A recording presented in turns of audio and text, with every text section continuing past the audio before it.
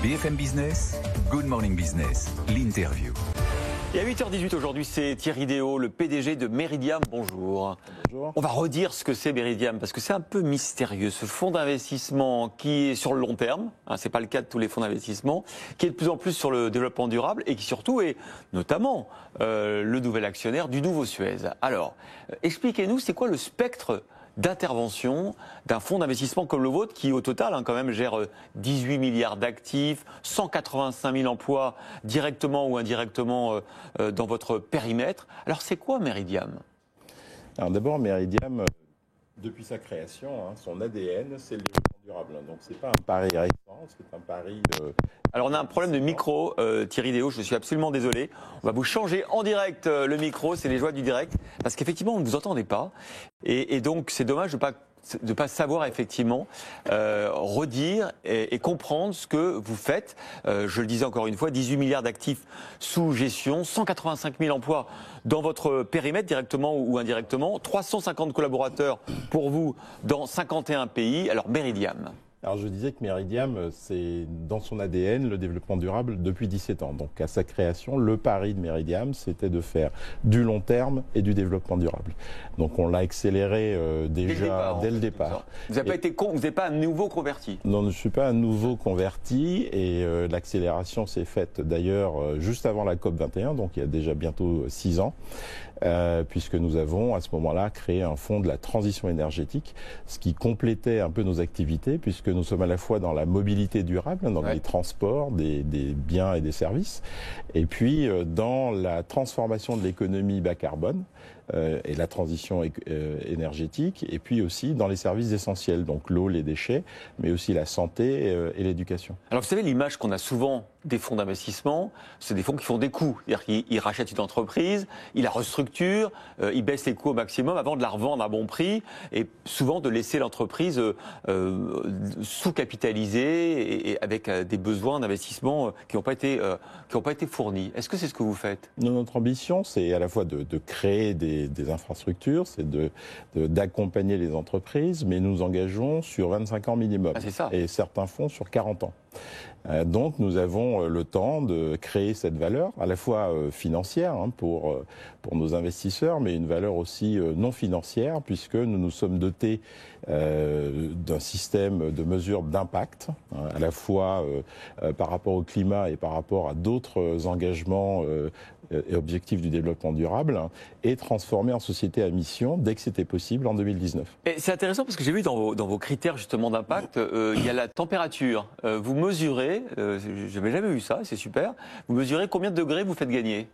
Voilà, et donc on mesure la température de nos portefeuilles par rapport à c'est un alignement par rapport au scénario de 1,5 degrés, et donc c'est avec la place de Paris, puisque ça s'est fait avec l'AFD, l'Agence française de développement et des sociétés comme Carbone 4 qui ont bâti un outil pour nous permettre de mesurer la température de nos portefeuilles. Alors par exemple, aujourd'hui, la température de votre portefeuille, elle est à combien ? Alors on a plusieurs types de portefeuilles. Notre portefeuille de transition écologique est à 1,5 degré.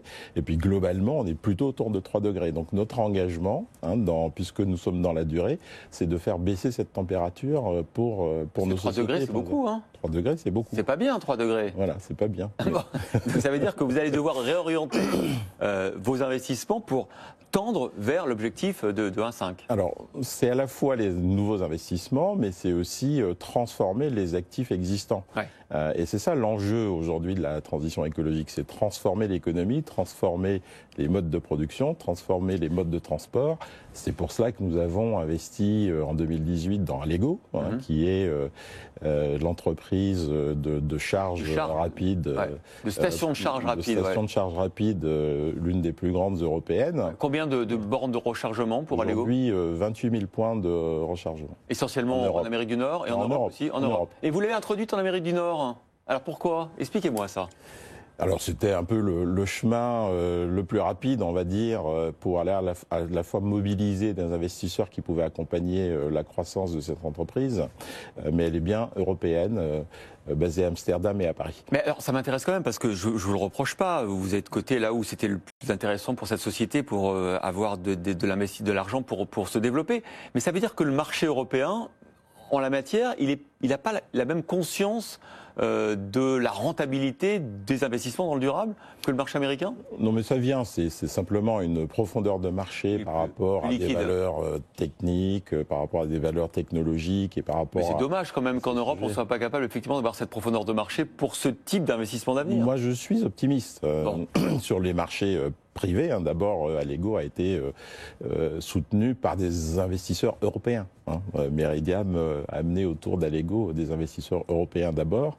La croissance nous permet d'aller ce côté à New York, mais le développement est bien européen et se continuera en Europe. Voilà. Alors, l'autre investissement dont on a beaucoup parlé, effectivement, c'est vous êtes l'un des actionnaires du nouveau Suez, à la tête duquel d'ailleurs Sabrina Soussan a pris les commandes. Qu'est-ce que on a beaucoup dit quand on a commenté le rachat par Veolia et la cession d'une partie obligatoire sous la contrainte de l'autorité de la concurrence d'une partie de Suez. On a souvent dit un Suez rétréci. Alors, est-ce que vous êtes actionnaire d'un Suez rétréci ?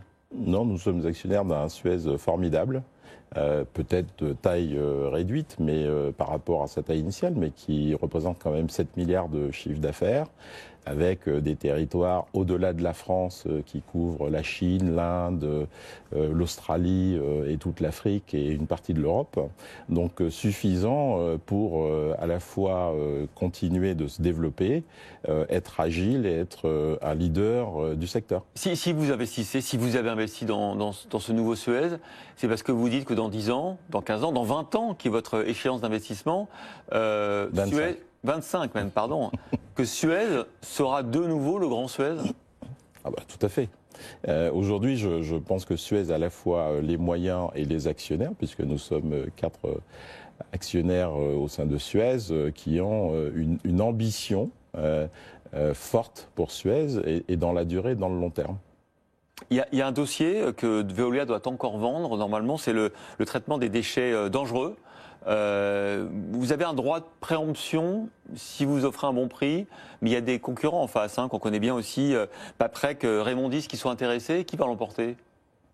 Normalement, nous, si nous avons un droit de préemption. Mais... Oui, mais il faut que le prix soit jugé. Qu'est-ce qui juge le prix acceptable?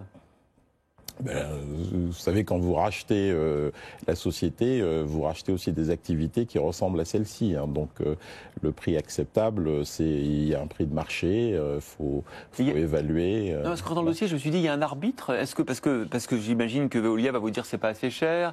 Non, mais il y a un marché. Il y a un marché. Puisqu'il y a de la concurrence, Veolia pourra voir quel est le prix acceptable. Ce sera celui du marché. Et votre droit de préemption, il tombe si Paprec offre plus que vous, par exemple, on est d'accord? Non, mais ça marche dans l'autre sens. C'est-à-dire qu'on pourrait offrir la même chose que Paprec. C'est comme ça que ça marche, un droit de préemption. L'issue, c'est quand? L'issue de ce dossier? L'issue, c'est plutôt à l'été. Voilà. Plutôt à l'été. Pour revenir sur votre stratégie globale d'investissement, est-ce qu'elle est sur quelles zones géographiques vous êtes particulièrement présent? Et selon vous, on voit bien que le monde est bouleversé en ce moment, les équilibres géopolitiques changent. Est-ce que pour vous, l'Asie, la Chine, l'Amérique du Nord, quelles sont les opportunités que vous pensez les plus fortes en ce moment? Alors, les opportunités sont différentes selon les géographies. L'Europe aujourd'hui vit, c'est une véritable opportunité parce que vit une transformation forcée et l'accélération de sa transition énergétique qui a été accentuée par la guerre en Ukraine et le besoin de changer de modèle, de diversifier ses approvisionnements et de devenir moins carboné encore plus rapidement que prévu. Pas trop rapidement?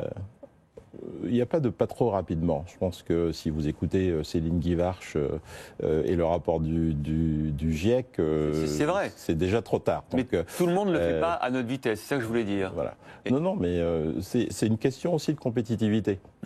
C'est une question de sauver la planète, c'est évident, mais c'est aussi une question de compétitivité que de pouvoir transformer rapidement nos modes de production et nos économies. L'Afrique, qui est une vraie région pour Meridiam, a un vrai enjeu de développement économique. D'ailleurs, vous allez créer des fonds d'investissement quasi souverains, en fait, avec les États. Tout à fait.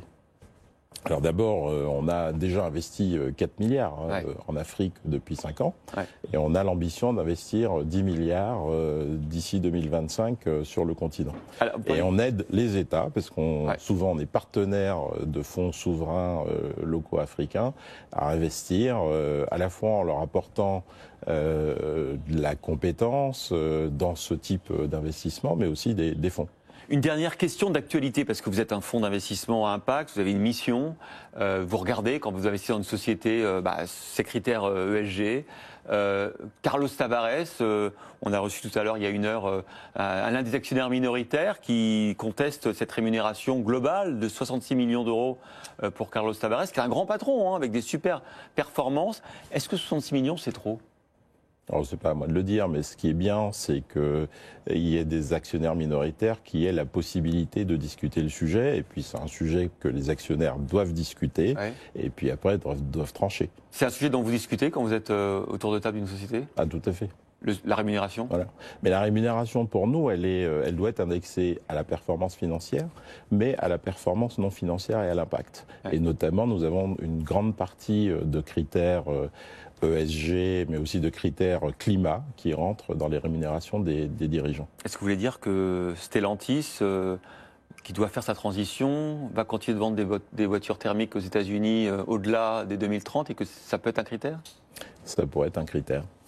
Merci beaucoup Thierry Déaut, PDG de Meridiam, d'avoir été l'invité de Good Morning Business.